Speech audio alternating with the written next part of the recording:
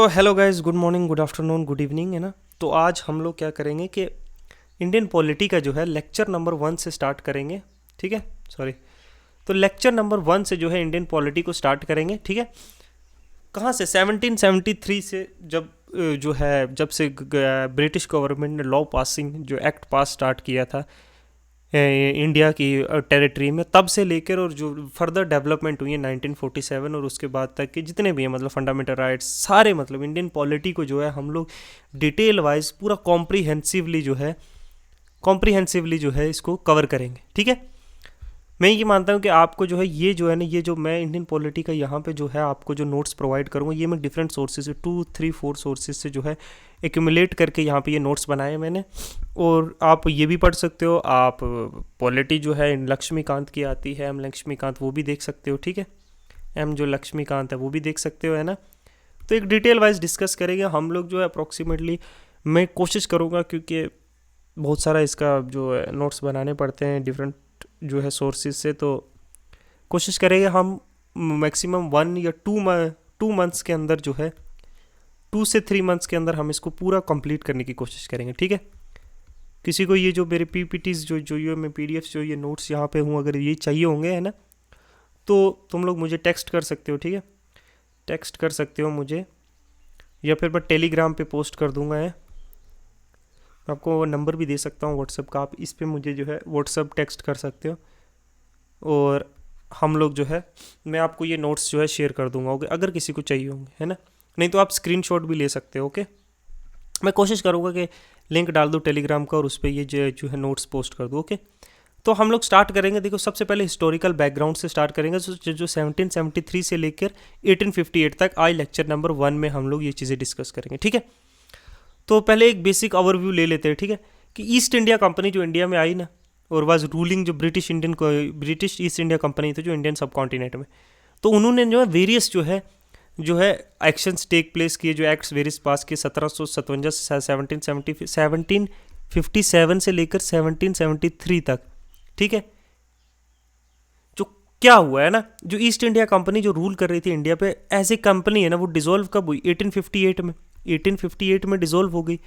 तो हम लोगों ने 1757 से जो एक्ट्स पास किए, 1774 से जो है पिट्स इंडिया एक्ट्स और वेरियस एक्ट्स पास किए, उसके बारे में डिस्कस करेंगे। और उसके बाद जो है 1857 का रिवोल्ट हुआ, फिर गवर्नमेंट ऑफ इंडिया एक्ट आया, जो क्राउन जो है ब्रिटिश राज, न्यू ब्रिटिश राज, जो एडमिनिस्ट्रेशन था वो डायरेक्टली क्या हुआ, इंडियन ऑफिस जो है वो ब्रिटिश गवर्नमेंट के हाथों में चलेगा। और फिर उसके बाद 1858 के बाद जो है 1858 के बाद जो एक्ट पास हुए हैं वो डिस्कस करेंगे 1947 तक। ठीक है, और उसके बाद हम लोग सीधा अपने कॉन्स्टिट्यूशन पे चलेंगे, जो 1947 में जो हमारा कॉन्स्टिट्यूशन इन्फोर्स हुआ, उसमें क्या क्या है वो पढ़ेंगे। सबसे पहले हम ये वेरियस एक्ट्स देखेंगे जो ब्रिटिश पीरियड के दौरान जो है इंडिया में पास हुए, जिसके अकॉर्डिंगली वो एडमिनिस्ट्रेट कर रहे थे इंडियन टेरिटरी को। ओके, तो सबसे पहले है रेगुलेटिंग एक्ट ऑफ 1774।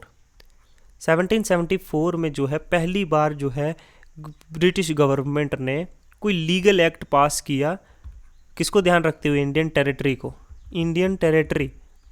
ठीक है, ब्रिटिश इंडियन टेरिटरी जो थी, इसमें क्या किया? Control over the correspondence. क्या? Directors were required to place regularly all their correspondence regarding civil and military affairs. देखो, अपॉइंटमेंट किया गवर्नर जनरल का अपॉइंटमेंट किया। पहला गवर्नर जनरल कौन था? Warren Hasting. उसका अपॉइंटमेंट किया किस में? 1774 में। गवर्नर जनरल के साथ 4 जो है काउंसलर थे फोर्ट विलियम्स में, बंगाल में। फोर्ट विलियम्स क्या है, मुझे कमेंट में बताओ। ये वो क्या है, डेजिग्नेट किया गया गवर्नर जनरल ऑफ बंगाल। तो पहला गवर्नर जनरल जो था बंगाल का, वो कौन था? Warren Hasting. ठीक है, तो गवर्नर जनरल ऑफ बंगाल जो है 1774 के एक्ट से अपॉइंट किया गया, और उसके साथ 4 काउंसलर्स, मतलब काउंसिल मेंबर्स 4 के साथ जो थी, डिसीजन जो लिए जाते थे बाय मेजोरिटी प्रेजेंट, जो मेजोरिटी प्रेजेंट थी उसमें डिसीजन लिए जाते थे। First governor general Warren Hasting था, जो कितने साल के लिए था? टर्म ऑफ 5 ईयर के लिए अपॉइंट किया गया। किसमें? 1774 के रेगुलेटिंग एक्ट में। ये चीज़ें थी, देखता ध्यान से देखते रहना। ठीक है, बॉम्बे और मद्रास जो था वो under control of governor general कि कौन से governor general? Governor general of Bengal.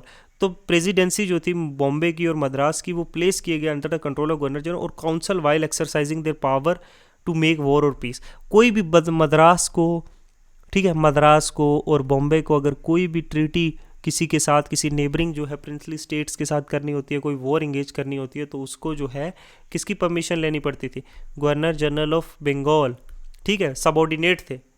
तो एस्टैब्लिश इसी के साथ 1774 के जो एक्ट के साथ क्या एस्टैब्लिश किया गया? सुप्रीम कोर्ट, जिसकी जुरिस्डिक्शन क्या थी? फोर्ट विलियम्स कोलकाता, ठीक है, to remove the defective state of judiciary which exist. जो पुरानी स्टेट ऑफ जुडिशरी थी बंगाल में, उसको क्या किया गया? रिप्लेस किया गया किसके साथ? सुप्रीम कोर्ट के साथ 1774 की एक्ट में, ठीक है, ओके। फिर किया गया extent of governor general powers. देखो, he has all the powers of govern companies territorial acquisition in India, Bengal, Bihar, Orissa, and also the supervisory control over general and civil military governments. Bengal, Bihar और उड़ीसा में उसकी कंप्लीट टेरिटोरियल एक्विजिशन थी, मतलब complete power थी, all power जो govern होती थी company की, जितने भी बंगाल, बिहार और उड़ीसा के रीजन में, वो गवर्नर जनरल से होती थी। और सुपरवाइजरी कंट्रोल भी था सिविल और मिलिट्री अफेयर्स में। सिविल जैसे टैक्स हो गया, मैरिज हो गया, सती जैसे जैसे चीज़ें बैन हुई जब, है ना, ऐसी चीज़ें, मतलब सिविल अफेयर्स, डिवोर्स, है ना, मैरिज, है ना, और मिलिट्री अफेयर्स मतलब वॉर, ट्रीटीज़, है ना, ठीक है, नेगोशिएशंस, है ना, security with the neighbouring country, ये सारा क्या था? गवर्नर जनरल के हाथ में था। और बॉम्बे और मद्रास जो है under the control of governor general, मैंने आपको बताया। और प्रेसिडेंसी ऑफ जो बॉम्बे और मद्रास थी, वो भी प्लेस के अंदर superintendent governor general of council के अंडर, जो एक्सरसाइज करती थी पावर वॉर और पीस के दौरान, ठीक है। ये चीज़ें जो है 1774 के एक्ट में आई। अब इसके बाद जो है 1774 के बाद जो है एक अमेंडमेंट आता है इस एक्ट में, जो आता है 1781 में। क्यों आता है? इसमें जो है जुरिस्डिक्शन जो है सुप्रीम कोर्ट की, वो रिस्ट्रिक्ट की गई, as it did not exercise any jurisdiction in a matter related to revenue or in relation to any act, order or done in a collection or therefore। अब इस act में क्या किया? Supreme court की jurisdiction को restrict किया गया कि ये कोई भी टैक्स रिलेटेड जो है, रेवेन्यू रिलेटेड जो है डिस्प्यूट्स में जो है वो नहीं होगी, और उसके कलेक्शन में भी अगर कोई डिस्प्यूट आता है तो वो इसमें उसकी जुरिस्डिक्शन नहीं है। तो टैक्स जो है, रेवेन्यू कलेक्शन जो है ना, और उसके रिलेटेड अगर कोई एक्ट पास किया गया है, वो सुप्रीम कोर्ट के जुरिस्डिक्शन के जो है बाहर रखा गया। एक इंपॉर्टेंट चीज़ है, ये याद रखना। और फिर the use and practice of a country और the rules made by governor general in a council, those the governor general given a free hand in matter of revenue collection and was made independent of court. और इसके related अगर governor general और उसकी council कोई भी rule या act पास करती है, ठीक है, उसको इन्फोर्स करती है ना, तो वो क्या है? इंडिपेंडेंट है इस कोर्ट से। सुप्रीम कोर्ट उसमें कोई दखलंदाजी नहीं करेगा, ठीक है। दूसरा पॉइंट देखो 1981 के एक्ट में इंपॉर्टेंट पॉइंट्स है, जो क्रस के बेसिकली अमेंडमेंट। अगर हम 1981 का अमेंडमेंट निकालेंगे तो 5-6 पेजेस का ऐसे ही होगा, but it has no use, okay. फिर है कंपनी और governor general, the company or the governor general and the council or any member employed in British subject by a British subject should not be by mere fact of such employment be subjected to a jurisdiction of Supreme Court in case of civil action by the agreement of inheritance or contract, excluding work for wrong and trespass, or by written agreements of submit or special dispute or jurisdiction of court. However, he was to remain under the jurisdiction of Supreme Court in case of offense or torts. देखो, जो British subjects थे ना, जो employed थे या British के under employees थे या ब्रिटिश गवर्नमेंट के अंदर एम्प्लॉयड थे, है ना, चाहे वहाँ के लोकल भी लोग हों, वो सिर्फ इस फैक्ट से कि वो एम्प्लॉयड हैं और वो भी ए जुरिस्डिक्शन ऑफ सुप्रीम कोर्ट। जो सिविल एक्शंस हैं, जो इनहेरिटेंस का होगा, कॉन्ट्रैक्ट का होगा, या कोई भी वर्क या रॉन्ग ट्रस्ट पास हो, या रिटन एग्रीमेंट है सबमिट किया गया है, या कोई स्पेशल डिस्प्यूट है, to the jurisdiction of supreme court में हो। However he was to remain under the jurisdiction of supreme court, लेकिन सिविल केसेस में नहीं होगा। बट अदर केसेस, जैसे केसेस ऑफ ऑफेंस या टॉर्ट का है, कोई अदर केस है, तो उसमें जो है उसका जुरिस्डिक्शन होगा। तो सिविल केसेस भी जो है एक्सक्लूडिंग जो है इनहेरिटेंस और उसको छोड़ के, एक्सक्लूडिंग रॉन्ग और ट्रेसपास और रिटन एग्रीमेंट को छोड़कर बाकी चीज़ों से जो है उसको बाहर कर दिया गया, ठीक है। Act now specially declare that the supreme court shall have, act ने एक और किया कि फुल पावर होगी सुप्रीम कोर्ट की और अथॉरिटी होगी सुनने की और डिटरमाइन करने की, फैसला लेने की, जितने भी एक्ट या suit against residents of Kolkata के, कोलकाता के रेजिडेंट पर कोई भी सूट है ना, मतलब कोई भी लॉ सूट या कोई भी हेयरिंग है, कोई भी कुछ है, उसकी एब्सोल्यूट कंट्रोल जो है और उसका फैसला लेने का हक सुप्रीम कोर्ट को होगा। किसके? कोलकाता के रेजिडेंट्स को, नॉट आउटसाइड कोलकाता, ठीक है। और कोई भी मैटर जो अराइज हो रहा है सक्सेशन का या फिर कोई मैटर इनहेरिटेंस का या कॉन्ट्रैक्ट का, लैंड का, गुड्स का, वो भी settle in according with the custom of personal laws. जो पर्सनल लॉज हैं उसके अकॉर्डिंगली जो है सुप्रीम कोर्ट उसका फैसला लेगी। जैसे बाप की जो है आगे जो जायदाद जो है बेटे को देनी, इनहेरिटेंस होगी, कोई ज़मीन का हो गया है ना, किसी कॉन्ट्रैक्टर लैंड का, या कोई और भी कोई गुड्स का है ना। पर्सनल लॉज मतलब कस्टम ऑफ पर्सनल लॉज, मतलब पर्सनल लॉज होते हैं जैसे हिंदू मैरिज एक्ट है, हिंदू सक्सेशन एक्ट है ना, शरिया लॉ है ना, या मुस्लिम मैरिज है एक्ट है, इस टाइप के जो लॉज, जो पर्सनल लॉज मतलब रिलीजियस लॉज या जो according to every religion laws जो हमारे इंडिया में बने हुए हैं, ठीक है। फिर आता है पिट्स इंडिया एक्ट जो है 1784 में। 1774 के बाद जो है 10 साल के बाद आता है 1784 में पिट्स इंडिया एक्ट। जो बीच वाला था वो थे major amendment to the act of 1774। Okay, अब इसमें जो है पिट्स इंडिया एक्ट ने क्या किया, कमर्शियल जो कंपनी का कमर्शियल और पॉलिटिकल फंक्शन था उनको अलग अलग कर दिया, सेपरेटेड, कि ये बिजनेस है, ये पॉलिटिकल है, ये एडमिनिस्ट्रेटिव है, इसको मुल्क कैसे चलाना है वो, टेरिटरी कैसे उसको चलानी है वो, और कमर्शियल जो वो प्रॉफिट है, गुड्स सर्विसेज टैक्स कलेक्शन वो अलग, इन दोनों को अलग अलग कर दिया। कंपनी के कमर्शियल पर्पजेज़ को और कंपनी के पॉलिटिकल पर्पजेज़ को दोनों को अलग कर दिया। तो ये फर्स्ट स्टेप था जो ब्रिटिश गवर्नमेंट ने लिया कंट्रोल करने के लिए और रेगुलेट करने के लिए ईस्ट इंडिया कंपनी को इंडिया में। 1784 वाज अ फर्स्ट स्टेप जहाँ पे कमर्शियल और पॉलिटिकल फंक्शन को अलग किया। वही स्टेप था जहाँ पे ब्रिटिश गवर्नमेंट पहली बार जो है कंट्रोल और रेगुलेट करना स्टार्ट किया ईस्ट इंडिया कंपनी को। पहले ईस्ट इंडिया कंपनी इंडिपेंडेंटली काम करती थी, एक प्राइवेट लिमिटेड की तरह काम करती थी। अब गवर्नमेंट जो है इंग्लैंड में बैठ के जो है ईस्ट इंडिया कंपनी को रेगुलेट करना स्टार्ट किया। It recognised for the first time political और एडमिनिस्ट्रेटिव फंक्शन ऑफ कंपनी। पहली बार उसने गवर्नमेंट ने, ब्रिटिश गवर्नमेंट ने ये रिकॉग्नाइज किया कि इसका कंपनी का एक पॉलिटिकल एडमिनिस्ट्रेटिव फंक्शन भी है मुल्क में। ये मेयर एक प्रॉफिट ड्रिवन कंपनी नहीं है, ठीक है, जैसे कैपिटल कंट्रीज में होता है। तो इसने ले किया फाउंडेशन एक सेंट्रल एडमिनिस्ट्रेटिव सिस्टम का इंडिया में, एक सेंट्रल एडमिनिस्ट्रेटिव सिस्टम जहाँ से पूरे मुल्क की जो है एडमिनिस्ट्रेशन चलेगी, ठीक है। इसने डेजिग्नेट किया governor general of Bengal, designated governor of Bengal, पहले था governor of Bengal to governor general of Bengal, और एक एग्जीक्यूटिव काउंसिल बनाई जो एग्जीक्यूट करेगी, 4 मेंबर्स असिस्ट करेंगे इसको। First such governor general lord Warren Hasting. देखो यहाँ पे जो है, यहाँ पे ठीक है, तो 1784 में गवर्नर जनरल ऑफ बंगाल बनाया गया, गवर्नर जनरल ऑफ बंगाल, ठीक है। आगे आएगा जो वो गवर्नर जनरल ऑफ इंडिया आएगा, फिर आएगा वाइस रॉय, वो आगे डिटेल में करेंगे, ठीक है। तो इसने क्या किया, एस्टैब्लिश जो सुप्रीम कोर्ट 1784 में हुई थी, जो establish it provided for establishment 1784 में जो है एक चीफ जस्टिस और 3 अदर जजेस जो हैं अपॉइंट किए जाएंगे इस एक्ट के अकॉर्डिंग। इसने प्रोहिबिट किया जो सर्वेंट एक कंपनी में जो काम कर रहे हैं वो किसी भी प्राइवेट ट्रेड में हिस्सा लें या फिर कोई ब्राइब या प्रेजेंट एक्सेप्ट करें किसी नेटिव से, मतलब लोकल लोगों से जो इंडियन लोग थे, है ना, ठीक है, जिन्हें ब्रिटिश जो है सब्जेक्ट कहते थे। कंपनी के सर्वेंट्स को प्राइवेट कामों से जो है रोक दिया गया, बिल्कुल कोई भी प्राइवेट ट्रेड नहीं करेंगे, पहले करते थे। और कोई भी किसी की तरीके का जो है प्रेजेंट या ब्राइब्स जो है एक्सेप्ट करेंगे। इसने क्या, इट स्ट्रेंथन द कंट्रोल, इसने ब्रिटिश गवर्नमेंट का कंट्रोल कंपनी पे जो है कैसे पक्का किया।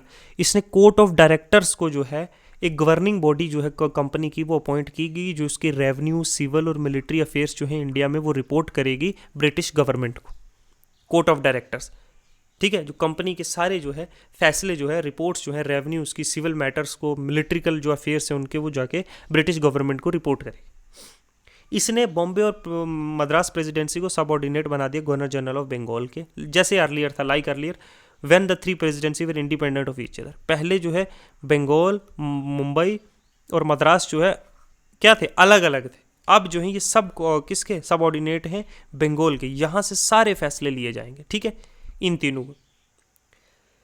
It was Pitt's India act जिसने डिस्टिंग्विश किया कमर्शियल और political affairs of the company, ये हमने आगे ऑलरेडी पढ़ा। तो ये चीज़ें सारी जो है पिट्स इंडिया एक्ट्स में हुई, ठीक है। नेक्स्ट चलते हैं, उसके बाद आता है एक्ट ऑफ 1786। देखो ये 1786 का एक्ट ना जो कॉर्नवालिस था इसने जो है करवाया था। देखो 1786 में लॉर्ड कॉर्नवालिस ने जो है गवर्नर जनरल ऑफ बंगाल बनाया ना, उसने 2 रिक्वेस्ट की थी बनने से पहले कि ये पूरी होंगी तो ही मैं जो है ये पोस्ट लूँगा। पहली के he sought to be the authority to overturn his council जैसे इन एक्सेप्शनल सिचुएशन, कि वो जो अपनी काउंसिल है जो 4 मेंबर्स की थी उसके जो है फैसले को, पहले फैसला कैसे होता था कि मेजॉरिटी जो प्रेजेंट है वो मेजॉरिटी जो फैसला लेगी वही माना जाएगा, लेकिन अब कॉर्नवेल्स ने ये कहा कि मैं इनके फैसले को भी ओवरराइड कर सकूं, मुझे ये पावर दी जाए, और वो दी गई इसमें कि एक्सेप्शनल सिचुएशंस में अगर काउंसिल कुछ कह रही है और मेरा मानना कुछ है तो मेरा मानना जो है मेरी बात मानी जाएगी। दूसरी के he desired the power to overrun the his council choice, ठीक है ये, और additional he would also hold the position of commander in chief. देखो ये मिलिट्री हेड की पोजीशन जो थी, कमांडर इन चीफ जो है ये भी मैं ही लूँगा, मतलब मैं गवर्नर जनरल ऑफ बंगाल भी रहूँगा, ठीक है, और मैं कमांडर इन चीफ जो है वो मिलिट्री का भी मैं ही रहूँगा। तो ये चीज़ें जो है एक्ट ऑफ 1786 में जो है अमेंडमेंट एक्ट जो 1786 था उसमें कॉर्नवालिस ने मनवाई, ठीक है, और ये चीज़ें उसको पावर्स दी गई, ठीक है। फिर आते हैं हम 1793 के एक्ट पे, वेरी इंपॉर्टेंट एक्ट। इसमें देखो 1793 के एक्ट ने जो है कंपनी की प्रिविलेजेस को इंडिया में और 20 साल के लिए बढ़ा दिया गया। किसने? गवर्नमेंट ऑफ इंडिया की। और scope widen the scope of British territory in India following with the provision of 17, ये प्रोविजन देखो चार्टर एक्ट जो था 1793 में, इसमें कंपनी के फंक्शंस जो थे ब्रिटिश गवर्नमेंट के बिहाफ पे वर द स्टेटेड, इसमें ये क्लियरली स्टेट किया गया कि जो कंपनी है वो ब्रिटिश इंडिया के बिहाफ पे इंडिया में काम कर रही है, and it is those give rest of the position of the British government over to Indian territory. और ईस्ट इंडिया कंपनी को क्या किया गया? Obligated to pay British government 5 lakh pound annually. तो ब्रिटिश ईस्ट इंडिया कंपनी को 5 lakh pound जो है हर साल देने पड़ेंगे। अब after paying essential expenses, dividend, salary, interest और चार्जेस इंडियन रेवेन्यू में से अपना सारा खर्चा निकाल कर, मतलब सैलरीज, एम्प्लॉयमेंट के, एडमिनिस्ट्रेशन फंक्शन, रेवेन्यू कलेक्शन के लिए जितना पैसा, सारी एसेंशियल चीज़ों के देकर, है ना, उसके बाद 5 लाख पाउंड जो है वो किसको देने होंगे? 5 लाख पाउंड जो है ब्रिटिश गवर्नमेंट को देने होंगे। 1793 के एक्ट में ये एक चीज़ आई। फिर गवर्नर जनरल है जो, तो गवर्नर और कमांडर चीफ की पोस्ट जो है now needed royal approval to be appointed. Royal approval मतलब क्वीन ऑफ इंग्लैंड से जो है अप्रूवल लेना होगा कंपनी को बिफोर अपॉइंटिंग गवर्नर जनरल और कमांडर इन चीफ जो है इंडियन टेरिटरी। 2 चीज़ें। आगे देखो, जो गवर्नर जनरल और इंडिविजुअल और companies personal were permitted to trade in India under companies licence which granted a monopoly to company वो trade in India. This is known as country trade और privilege. This also led to the shipment of. और अब जो individual या जो company के personal थे उनको ट्रेड करने के लिए एक लाइसेंस लेना पड़ता था कंपनी से, और इस तरह से कंपनी की एक मोनोपोली हो गई कि कोई भी ट्रेड कर रहा है, कोई भी इंडिविजुअल या फिर कोई कंपनी का जो है, या कोई कंपनी का सर्वेंट या फिर कोई इंडिविजुअल इंडिया में अगर ट्रेड करेगा उसको पहले एक प्रिविलेज लेना पड़ेगा कंपनी से, एक लाइसेंस लेना पड़ेगा। सो लाइसेंस सिस्टम स्टार्ट हुआ। इसी से जो है लार्ज स्केल जो है ओपियम का जो ट्रेड है वो चाइना के साथ स्टार्ट हुआ। तो गवर्नर जनरल की पावर और इनहेंस की फर्दर इस एक्ट ने। He can now override the council decision under circumstances. तो जो चीज़ कॉर्नवालिस को 86 में मिली थी वो अब क्या कर दी गई, वो अब आगे भी जो है जितने भी गवर्नर जनरल हैं उनको भी ये प्रिविलेज दे दी गई कि वो अपनी जो है बहुत एक्सेप्शनल सर्कमस्टांसिस में जो है काउंसिल के डिसीजन को ओवरराइड कर सकते हैं, अपनी मर्जी का फैसला ले सकते हैं। अब गवर्नर जनरल के पास सुपीरियर पावर हो गई over the Madras and Bombay, ठीक है, governors of Madras and Bombay. और रेवेन्यू एडमिनिस्ट्रेशन था वो सेपरेट कर दिया गया जुडिशियल एडमिनिस्ट्रेशन से। इंपॉर्टेंट फैक्ट है याद रखना कि रेवेन्यू और जुडिशियल मैटर्स अब अलग अलग है, पहले भी हुआ था। इससे क्या हुआ कि जो माल अदालत थी जो रेवेन्यू रिलेटेड डिस्प्यूट्स को सॉल्व करती थी, इसको ख़त्म कर दिया गया पूरी तरह, या ये जो रेवेन्यू कोर्ट्स थे, ठीक है। जो मेंबर थे होम गवर्नमेंट के, होम गवर्नमेंट मतलब इंग्लैंड की गवर्नमेंट, वो वेयर्स वर जो उनको पैसा कहाँ से? Paid from Indian revenue. जो होम गवर्नमेंट के मेंबर हैं उनको इंडिया के रेवेन्यू से जो है पैसे दिए जाते थे, मतलब उनकी सैलरीज।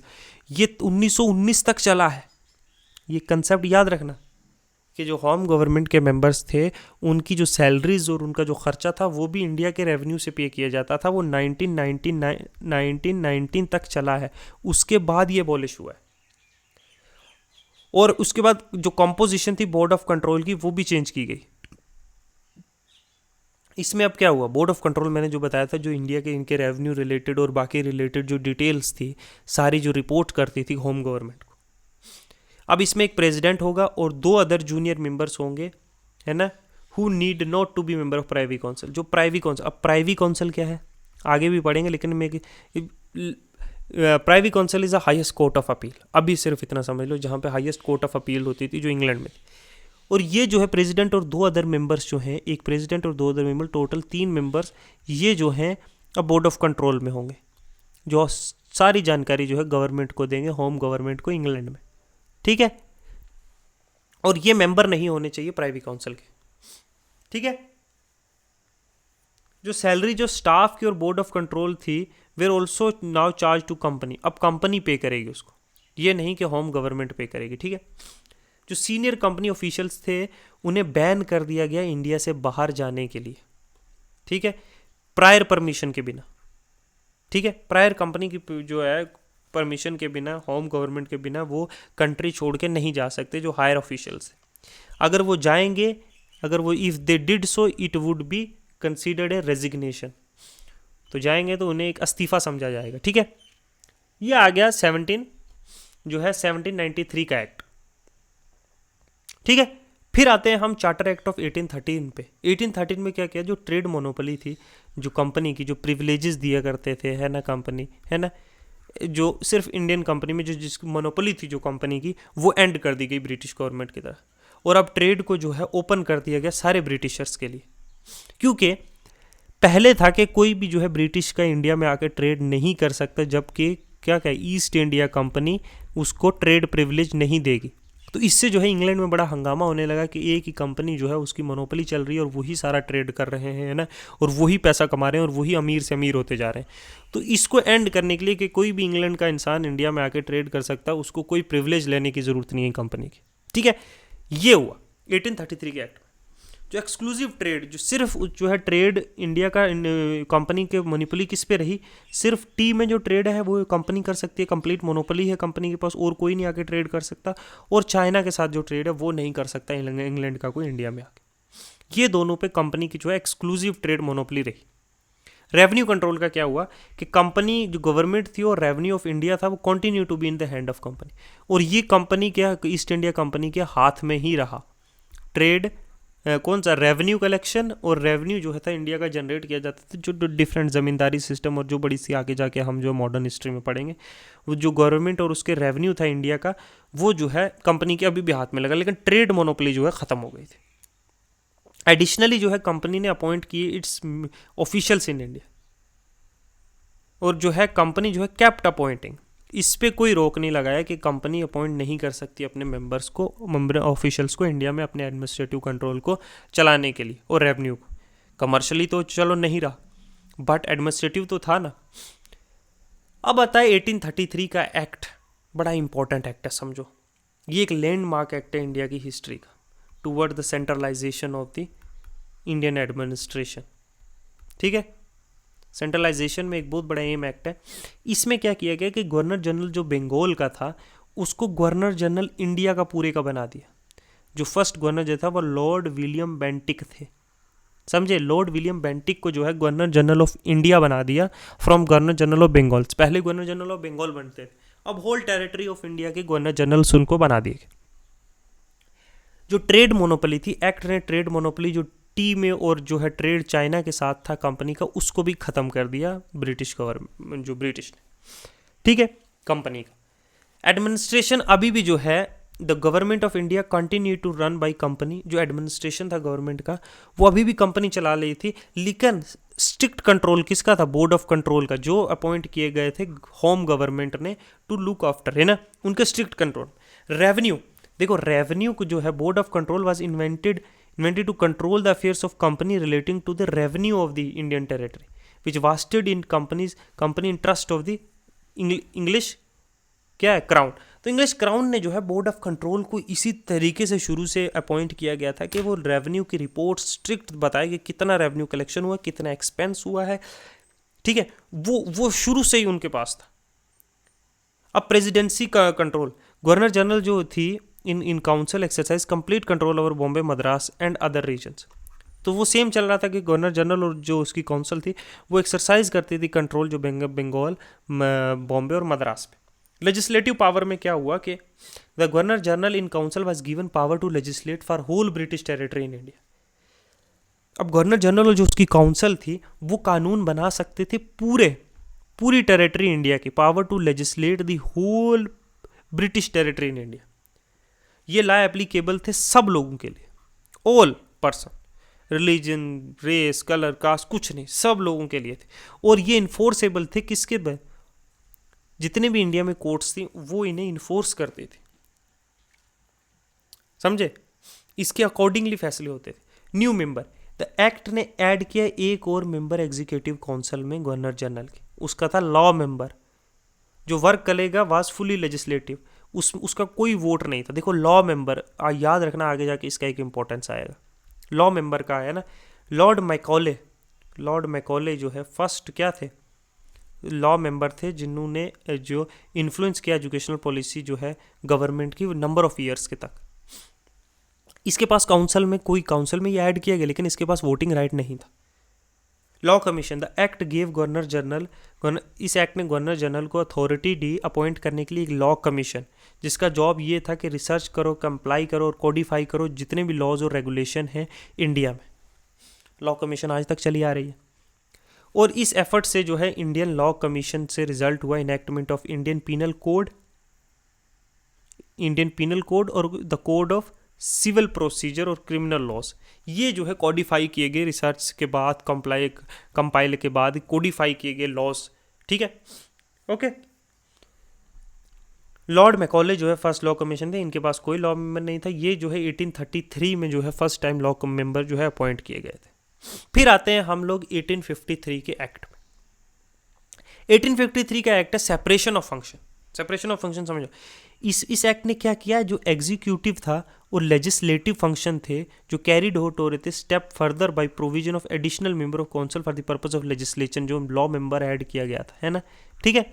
लॉ मेंबर ने क्या किया, the law member was made full member of executive council of governor general. अब एग्जीक्यूटिव काउंसिल का फुल मेंबर जो है लॉ मेंबर जो है फुल मेंबर हो गया, मतलब ही has a right to vote all कुछ।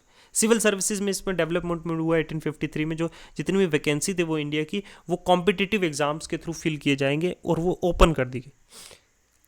हकीकत में ऐसा नहीं था, लेकिन पेपर में था।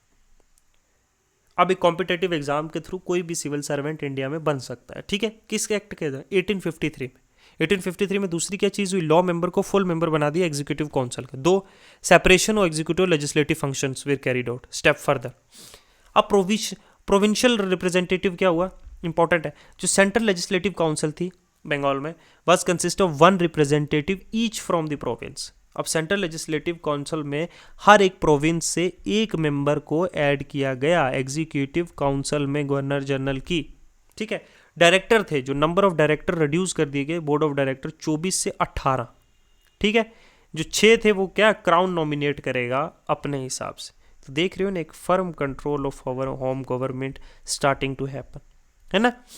तो 1853 देखो ना, 1774 से लेकर 1853 तक इस फेज के अंदर जो है कंप्लीट